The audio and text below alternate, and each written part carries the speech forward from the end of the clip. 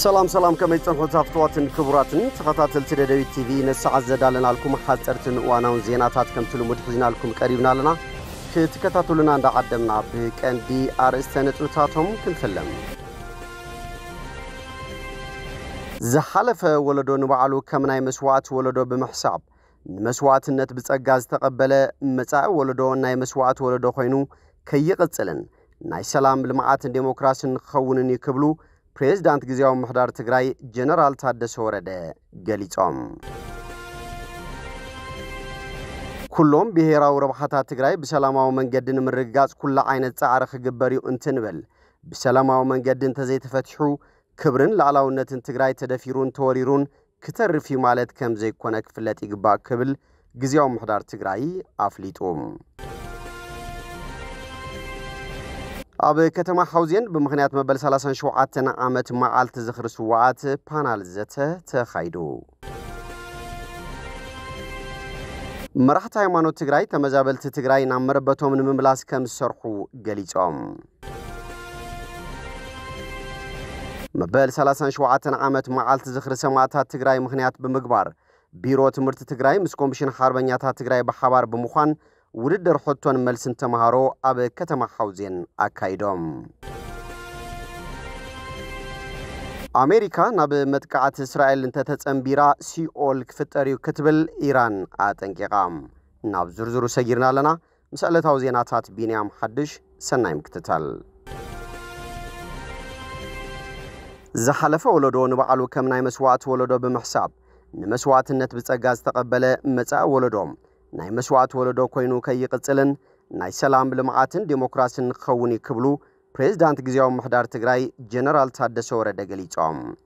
ፕሬዝዳንት ግዝያው محدار ትግራይ ሌተናንት ጀነራል ታደሰ ወረደ ኣብ ከተማ ሽረንዳ ስላሴ ለ1.3 ቢልዮን ብር በጀት ወጪሉ ዝተባሃለ ዝተፈላልዩ ፕሮጀክታት ልምዓት ዕለት 13 ሰነ 2017 ዓመተ ምህረት ብምኽንያት መበል 37 ዓመት ዝኽሪ መዓልቲ ሰማዕታት ተዘዋዊሮም ተዓዚቦም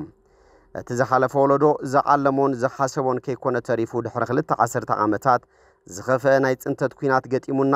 ሰላም ፈጢርናሉ ዝበልና ይሐድሽ ወለዶውን ዓርሱን መስዋዕት ዘቅረበ ናይ መስዋዕት ወለዶ ዝኾነሉ ኩነታት ተፈጢሩሎም ንምንታዩ ብዘይ ምቁራዝ ተኸታታሊ ናይ መስዋዕት ወለዶ ዝቅጽል ዘሎ ንምንታዩ እዚ ጠጠዊሉ ቀጻልነት ሰላም ርግጋጽ አብይና ዘሎ ዝብል ግን ክጽናዓን ክምርመርን ይግባእ ክብሉ ገሊጾም سلام مسرتو باغ حزب تግራይ ዝበሉ ፕሬዝዳንት ታደሰ ወረደም ኩናት ዕንወትን ብርሰትን ከም ዘስዕብ ለህዝብ ትግራይ ክምስክር ዝኽእል የለን በስምምዕ ፕሪቶሪያ ደው ዝበለ ኩናት ዘላቕ ሰላም ከረጋግጽን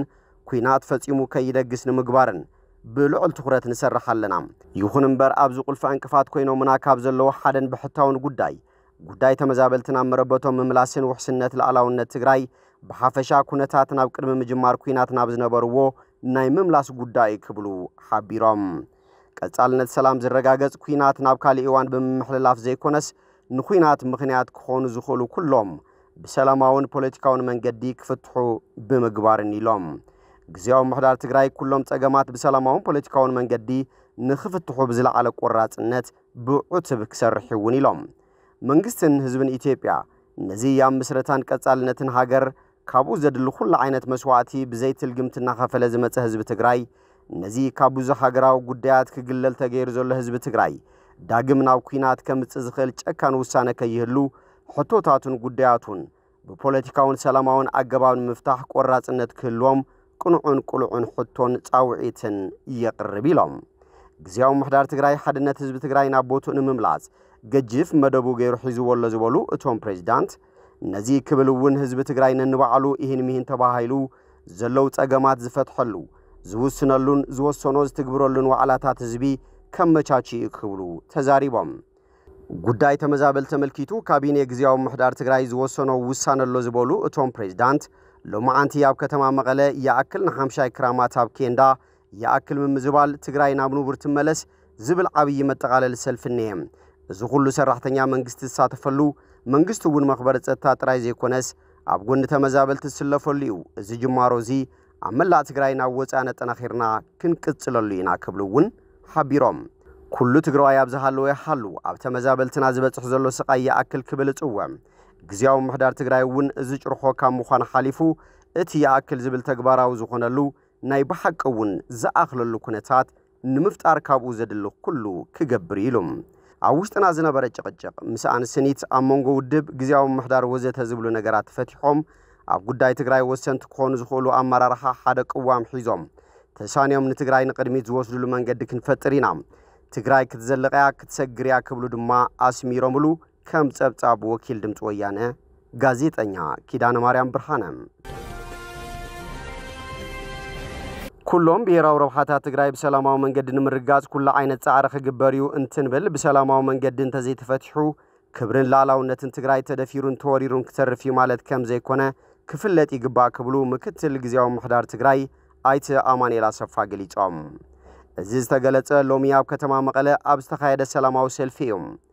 ኣብዚ ንተኸታተልቲ 3 መዓልታት ዝተኻየደ ሰላማዊ ሰልፊ ተረኺቦም መልእኽቲ ግዚያዊ ምሕዳር ትግራይ ዘስምዑ ምክትል ፕሬዝዳንት ኣይተ ኣማኑኤል ኣሰፋ ዝተፈናቀለን ዝተሰደደን ህዝብና ንሓምሻይ ክረምቲ ኣብ ሓሳረ መከራ ከይሕልፍ ከም ግዚያዊ ምሕዳር ምስ ኩሎም ዝምልከቶም ኣካላት ብምትሕባር ዘድሉ ኩሉ ዓይነት ጻዕሪ ከም ዝግበር ሓቢሮም እዚ ጻዕሪ ወድዓዊ እንቅፋት ዝገጠሞ እንተኾይኑ ድማ ብግልጽ ህዝብና ክፈልጦ ብምግባር ኣብ ማዕቆብ ጣብያታት ዘሎ ህዝብና ንዝኸፈ ጸገም ከይቃላዕ ዝካል ኩሉ ከም ዝገበር ኣረጋጊጾም ኣይተ ኣማኑኤል ደጊሞም ከም ዝገለጽዎ ኩሎም ብሄራዊ ረብሓታት ትግራይ በሰላማዊ መንገዲ ንምርግጋጽ ኩሉ ዓይነት ጻዕሪ ከም ዝግበር ሓቢሮም እዮም ክግበርዩ እንትንብል በሰላማዊ መንገዲ እንተዘይተፈትሑ ክብርን ላዕላውነትን ትግራይ ተደፊሩን ተወሪሩን ክተርፊ ማለት ከም ዘይኮነ ክፍለጥ ይግባእ ክብሉውን ኣስሚሮምሉ ኣብዚ ህዝባዊ ሰልፊ ተረኺበ ንግዚያዊ ምምሕዳር ብምውካል ዘመሓላልፎ ቅዋማትን መልእኽታትን እንተሃልዮምኒ ሓደ ብሰንኪ ባዕላውን ወድዓውን ምኽንያታት ኣብ ሓደጋ ኣትዩ ዘሎ ብሄራዊ ሓድነት ህዝቢ ትግራይ ናብ ንቡር ንምምላስ ግዚያዊ ምምሕዳር ትግራይ ምስ ኩሎም ዝምልከቶም ኣካላት ተቀራሪቡ ክሰርሕን ክቃለስን ምዃኑ የረጋግጽ ክልተ መንግስቲ ኢትዮጵያ ብመሰረት ስምምዕ ፕሪቶሪያ ወረርቲ ሓይልታት ካብ ሕገ መንግስታዊ ግዝኣት ትግራይ ክወፁ ዘይሕጋዊ ምሕዳራት ክፈርሱን ሓደሽቲ ሰፈርቲ ናብ ዝመጽሉ ቦታ ክምለሱን ክገብር ከም ውጽኢቱ ድማ ኣብ ትሕቲ ወረርቲ ሓይልታት ዘሎ ህዝብና ልኡላውነትና ንሓራ ክወፅእን ዝተመዛበለን ዝተሰደተን ህዝብና ድሕንነቱ ተሓልዩ ናብ መረበቱ ክምለስን ግዚያዊ ምምሕዳር ትግራይ ምስ መንግስቲ ኢትዮጵያ ተቀራሪቡ ክሰርሕ ከምኡውን ምስ መላእ استراتيجية عقمتات تجري بمتحوارن نملا حزبنا بممرحن جبوك على سخجبر كم زخنا يرجعز ثلاثة محبرة عالم بحافشة بفلاي دما حبرة أفريقيا إيجاد حبرات من قصات أمريكان حبرة أوروبان كم مفرام سمم بريتوريا جميرهم زنبرو سلام تاني زوا بأرواز كتاتلون سجد صومن تواسات أكلاس لزخنو سمم بريتوريا بزجباء في السمن وحسلام نمرجع سافر بوليتيكاون الزوج جمرن عمل من قصتي إثيوبيا بوليتيكاون دبلوماسيون سعودون خعرفوا جزاو من حدار تجري عبرت لك سابحين أربعة استفنا قلنا استسجتن هزبرا نحم شاي كرمتي أبحثر مكرا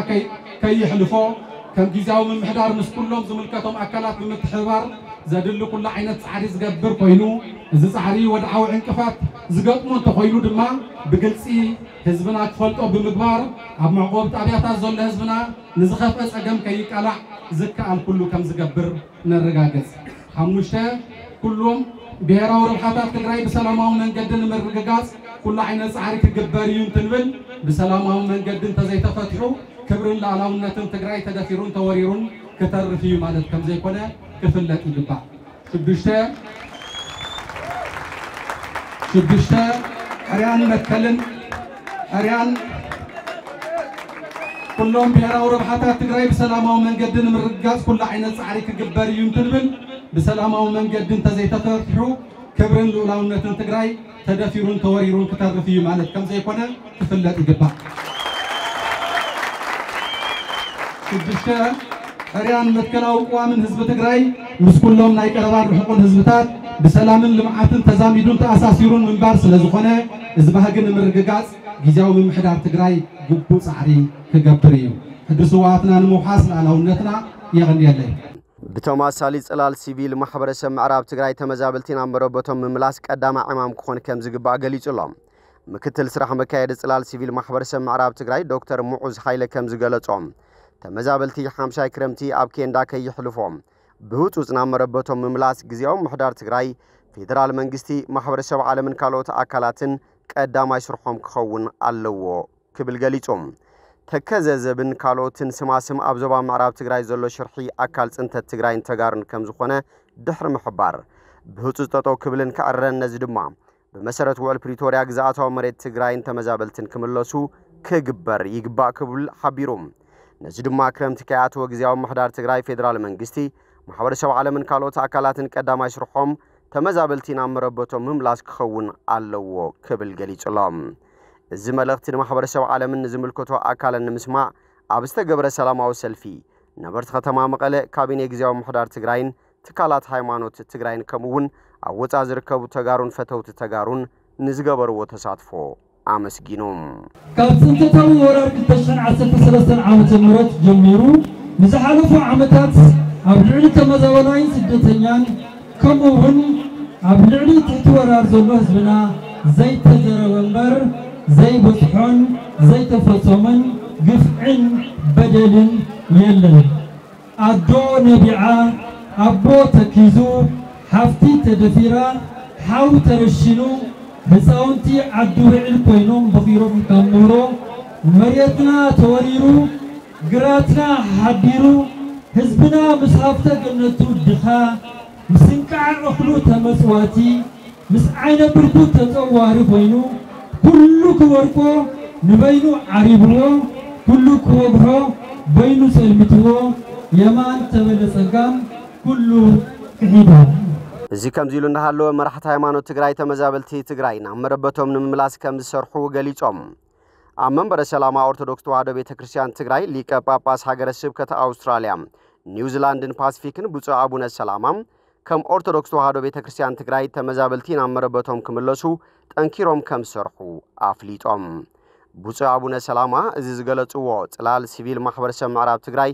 5 ክረምቲ ኣብ ቴንዳ ከይተኽሩምና ብዝብል መሪሕ ሓሳብ ኣብ ከተማ መቐለ ኣብ ዝተኻየደ ዓብይ ሰላማዊ ሰልፊ እዩ ኣብቲ ሰልፊ ዝተረኸቡ ብፁዕ አቡነ ሰላማ እቲ ሕጂ ዝካየድ ዘሎ ሰልፊ ናይ መወዳእታ ሰልፊ ከም ዝኸውን ዘለዎም ተስፋ ገሊጾም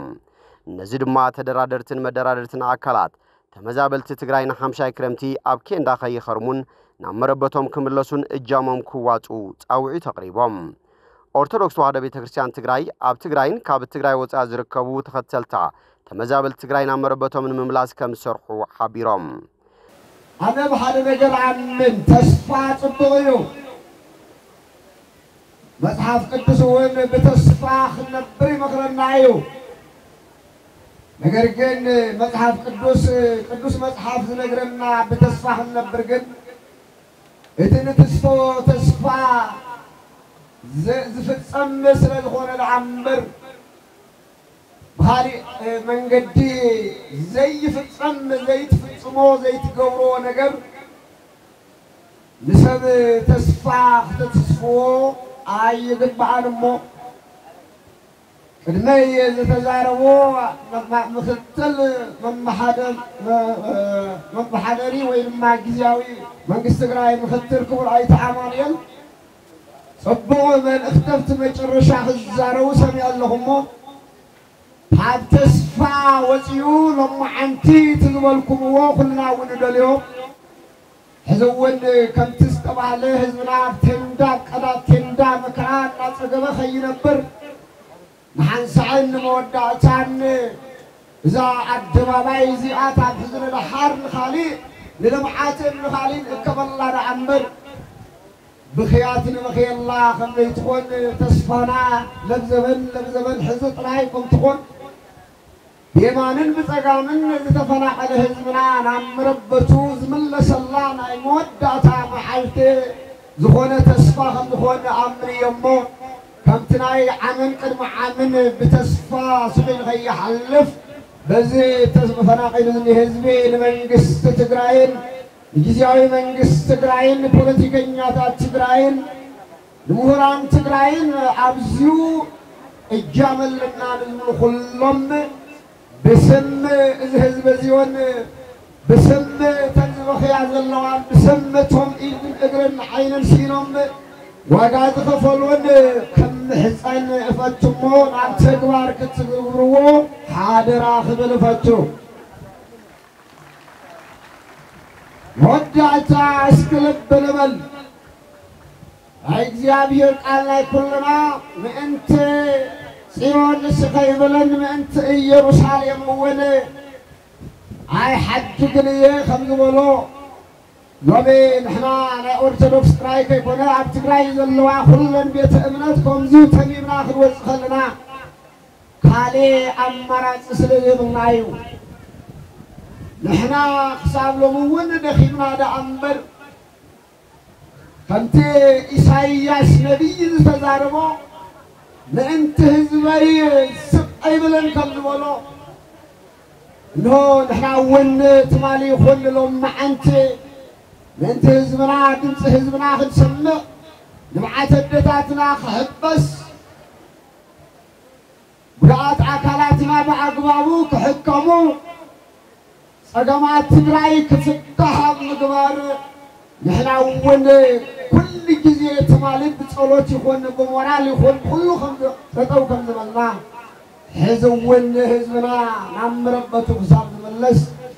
ምሳኻትኩም ምስ ህዝብና ጠጠው ኢልና ሓቢርና ናብ 4 መዓዝን ንሕሙራ ኩሉ ሓቢርና ክንኣችሁ ንደቡብ ሓቢርና ክንኣችሁ ንፀለምቲ ሓቢርና ክንጓዓዝ ንፀገሪ ሓቢርና ክንጓዓዝ ንኢሮብ ኣከባቢ ዘሎ ሓቢርና ክንጓዓዝ ካብ ሎሚ ጀሚርና ምሳኻትኩም ጠንኪርና ክንኸድ ኢና ክንረጋግፀልኩም ንፈቱ ፕሬዝዳንት ሓፈሻዊ ቤት ምክሪ ጉዳያት እስልምና ትግራይ ሼክ ኣደም ዓብድልቃድር ብወገኖም ተመዛበልቲና መረበቶም ከም ዝምለሱ ከምኡ እውን ግዝኣታዊ ሓድነት ትግራይ ከም ዝረጋገጽ ዘለዎም ተስፋ ገሊጾም እዮም ተመዛበልቲ ንምምላስ ኣብ ዝግበር ጻዕሪ ድማ ሓፈሻዊ ቤት ምክሪ ጉዳያት እስልምና ትግራይ ኣለ ሓገዝ ከም ዝገበር ኣረጋጊጾም ናይ መጨረሻ መዓልቲ ተባሃለ ኢንሻአላህ በሓይል ረቢ ናይ መጨረሻ መዓልቲ ገብሮ እዩ ተመዛበልትና ዳብ ዓዶም ዝምለስሉ መሬት ትግራይ ዝምለሰሉ ትግራይ ተሓዊሉ ትግራይ ትለምዐሉ መዓልቲ ክገብረልና ክኾን መጨረሻ መዓልቲ ተባሂሉ ስለዘሎ ማለት እዩ እሞ በመቐጻል ልዕሊ 5 ዓመት ተመዛበልቲ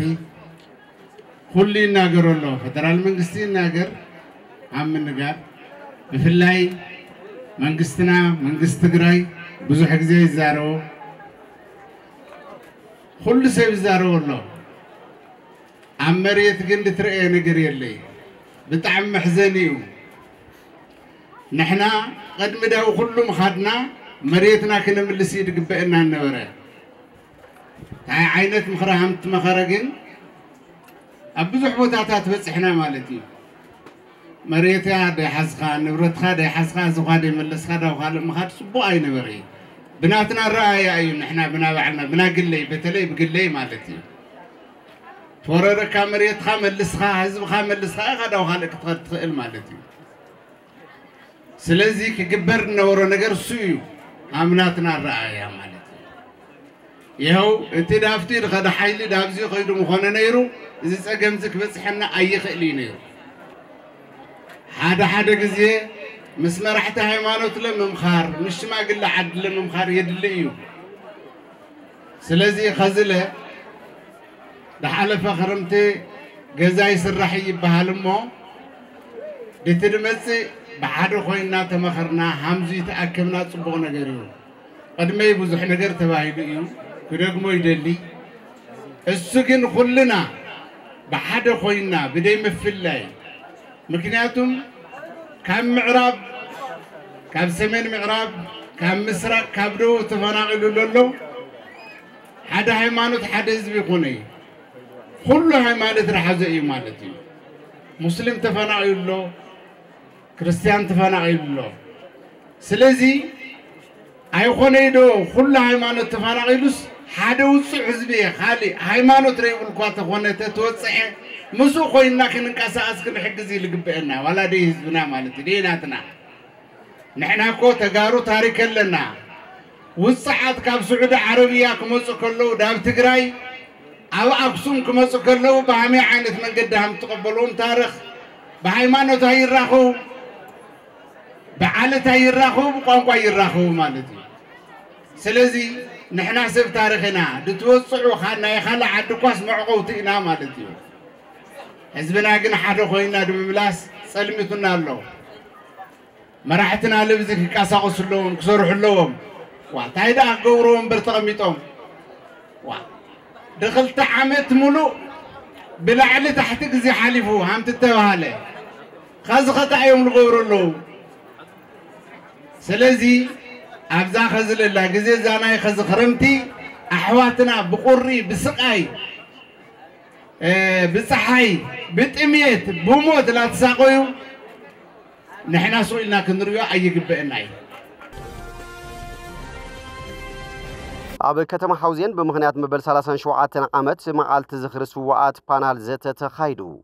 كنتيبا محدار كتم حوزين تقادالاي أرآيا حيل مريم حضر سواعتنا نمو حاصل على ونتنا إلنا سماعتاتنا تنذكر تمزابلتنا أوشت تقراينا بسدت نعامتات كامربتهم تمزابيلهم أب كبير تقم مهلاهم كلاتنا نفلتو حكي دحر مبال هلو وسقاين مكران هزبنا كأكل كلاتنا تغطق نفتر يقباك بلو حبيرهم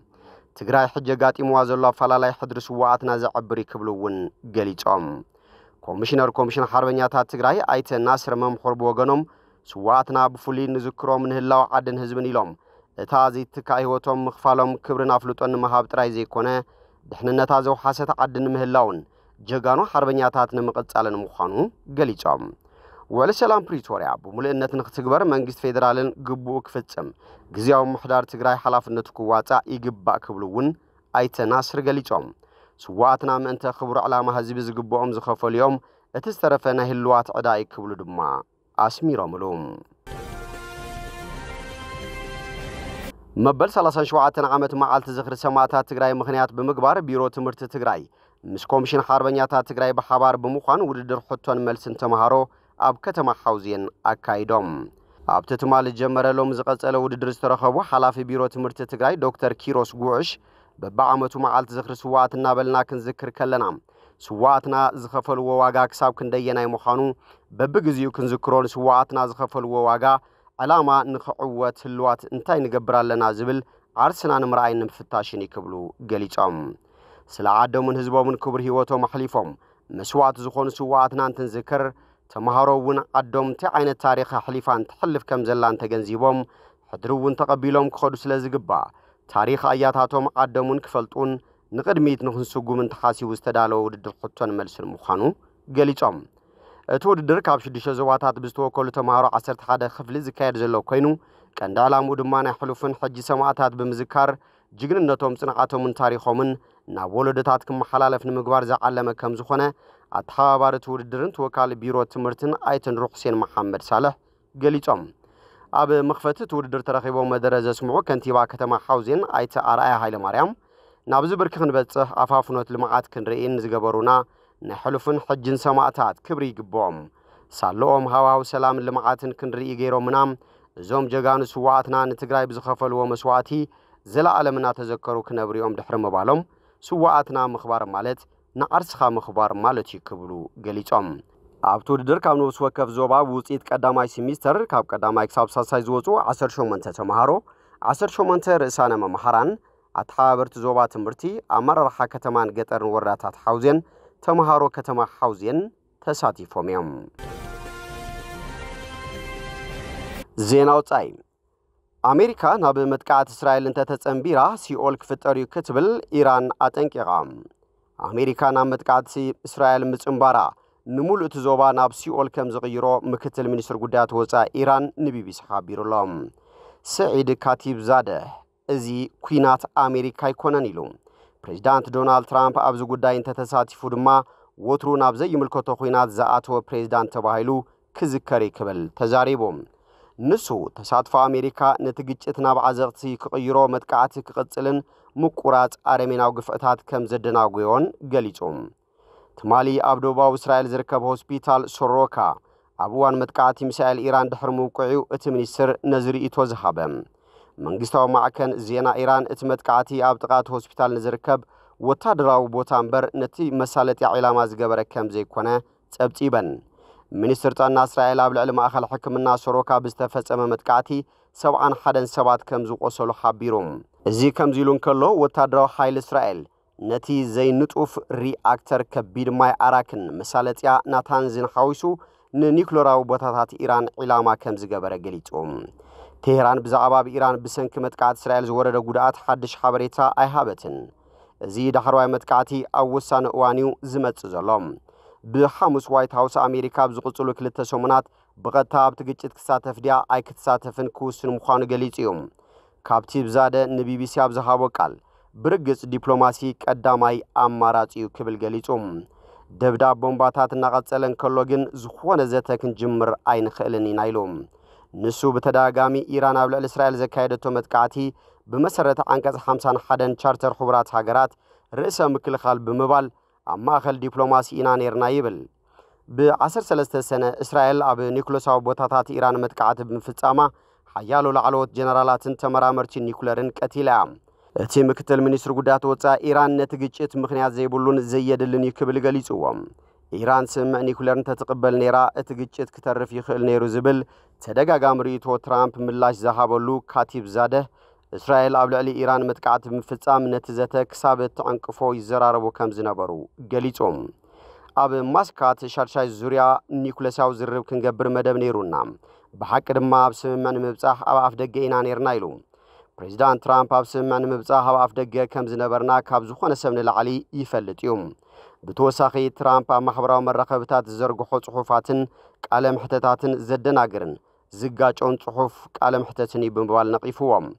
ፍሉይ ልኡኽ ኣሜሪካ ስቲቭ ዊትኮፍን ሚኒስትር ጉዳያት ወጻኢ ኢራን ኣባስ አራቅቺን ካብ ዓርቢ ጀሚሮም በተደጋጋሚ ብቴሌፎን ከም ዝተዘራረቡን እዚ ድማ ነቲ ቅልውላዊ ዲፕሎማሲያዊ ፍታሕ ንምርካብ ዝዓለመ ምዃኑን ሮይተርስ ጸብጺቦም ነቲ ማዕከን ዜና ቃሎም ዝሃቡን ብሰንኪ ተነቃፊት ናይቲ ጉዳይ መንነቶም ከይግለጽ ዝሓተቱን ሰለስተ ዲፕሎማሰኛታት ከም ዝገለጽዎ አራቅቺ እስራኤል ነቲ መጥቃዕቲ ደው እንተዘይቢላቶ ቴህራን ናብ ዘተ ከም ዘይትምለስ ገሊጽዮም እስራኤል ኢራን ኣብ ቀረባ እዋን ነቲ ንመመንጨዊ ሓይሊ ኤሌክትሪክ ወይ ድማ ንኒኩለሳዊ ቦምብ ክውዕል ዝኽእል ዝሃብተመ ዕቑር ዩራኒየም ናብ ኣጽዋር ንምቕያር ስጉምቲ ወሲዳ ክትብል ከሲሳም ኢራን ወትሩ ኒኩለሳዊ መደባታ ሙሉእ ብሙሉእ ሰላማዊ ምዃኑ ድማ ትገልጽ እምበር ከስፍትዋትን ክቡራትን ተኸታተልቲ ደደቢት ቲቪ ነሰዓት ዘዳልናልኩም ዜናታት ነዚኦም ይመስሉ ስለቲ ምክትታልኩም ኣመስጊና ብኻልኦት ክሳብ ንራኸብ ሰሰናይና ኢናኹም